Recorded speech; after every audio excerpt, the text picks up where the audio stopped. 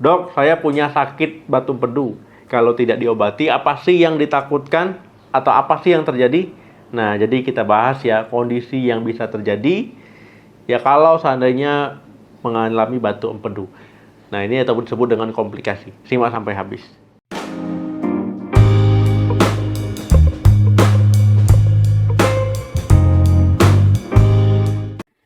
Halo, assalamualaikum warahmatullahi wabarakatuh. Batu empedu yaitu kondisi ketika cairan empedu itu mengeras ya di kantong empedu, kemudian menggumpal ya. Nah, itulah batu empedu.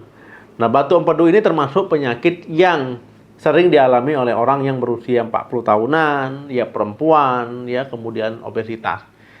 Nah, batu empedu bisa muncul ya tanpa disertai dengan gejala yang khas ya.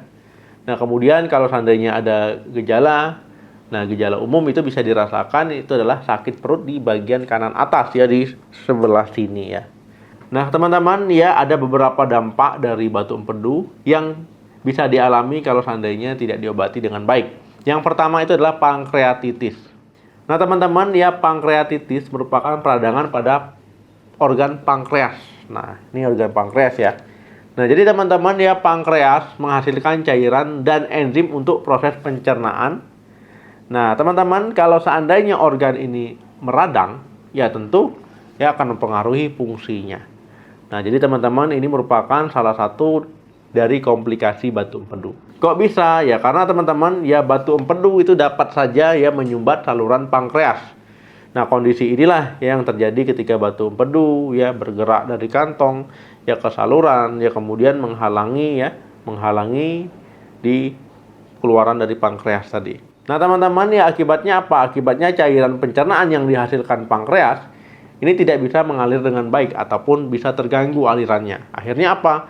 Akhirnya ya pankreas ya bisa terserang balik ya dengan cairannya sendiri. Nah, itulah ya akhirnya bisa meradang, bisa terjadi peradangan pada pankreas. Yang kedua, kolesistitis. Nah, teman-teman, ini kondisi peradangan pada kantung empedu.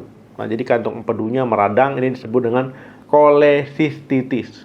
Teman-teman ya, ini terjadi ketika cairan empedu yang harusnya keluar dia ya.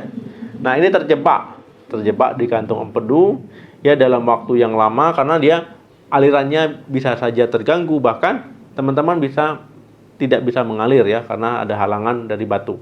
Nah, akhirnya apa? Akhirnya bisa muncul infeksi dari bakteri, akhirnya mengalami peradangan. Yang ketiga, penyakit kuning.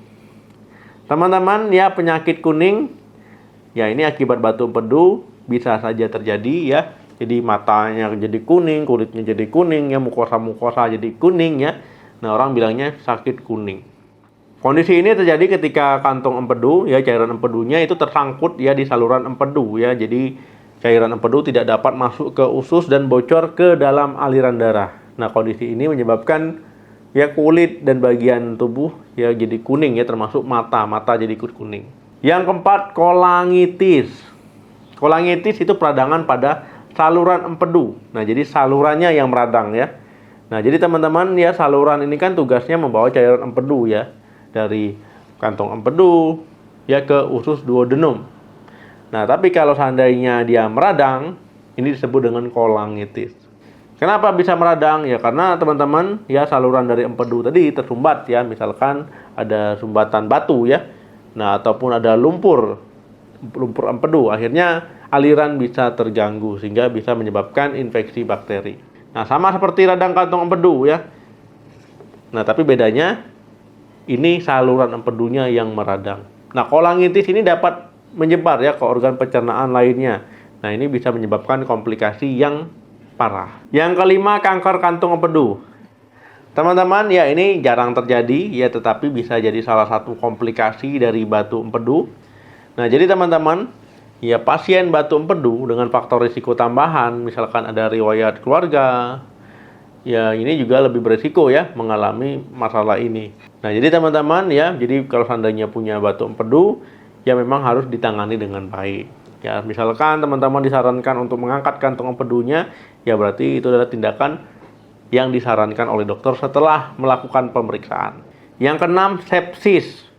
Teman-teman ya, batu empedu, misalkan batu tadi tersangkut, ya ini bisa memicu rasa sakit ya. Nah, merasa sakit di bagian kanan atas ya, di bawah iga biasanya. Nah, ini akhirnya bisa menyebabkan peradangan ya, kemudian infeksi, akhirnya bisa menyebabkan sepsis. Nah, sepsis ini adalah peradangan ekstrim ya, kondisi peradangan ekstrim yang bisa mengancam jiwa. Nah, karena infeksi dalam tubuh ya memicu infeksi lainnya ya pada tubuh kita. Yang ketujuh, ileus batu empedu. Nah, kondisi ini terjadi ya akibat batu empedu yang menyumbat usus ya. Jadi teman-teman ya, kalau seandainya tersumbat itu bisa mengalami ileus batu empedu. Kondisi ini ditandai dengan sakit perut ya, kemudian perutnya terasa membengkak ya, kemudian sembelit ataupun konstipasi. Nah, kemudian kalau teman-teman mengalami ileus ya, ini tidak ditangani dengan cepat, ini berisiko ya ruptur ususnya ataupun ususnya itu pecah ya, akibat itu tubuh mengalami perdarahan internal ya, kemudian infeksi ya. Makanya ini penting untuk dilakukan penanganan dengan baik. Teman-teman ya, jadi sudah tahu ya komplikasi yang bisa terjadi kalau seandainya mengalami batu empedu. Jadi solusi terbaik adalah ketika ada tanda-tanda dan gejala batu empedu itu harus diobati sedini mungkin. Ya, kemudian teman-teman misalkan disarankan dokternya untuk melakukan tindakan A, tindakan B, tindakan C, ya diikuti ya. Nah, kemudian kalau teman-teman misalkan merasa tidak puas dengan dokter A, ya pindah ke dokter B ya untuk mendapatkan second opinion. Jadi kita bisa membandingkan ya hasil pemeriksaan dokter A dan dokter B. Itu boleh-boleh saja, itu hak pasien. Oke teman-teman, ya terima kasih yang sudah menonton video sampai habis. Jangan lupa di like, di share, subscribe channel ini. Sampai ketemu lagi, salam sehat, sampai jumpa.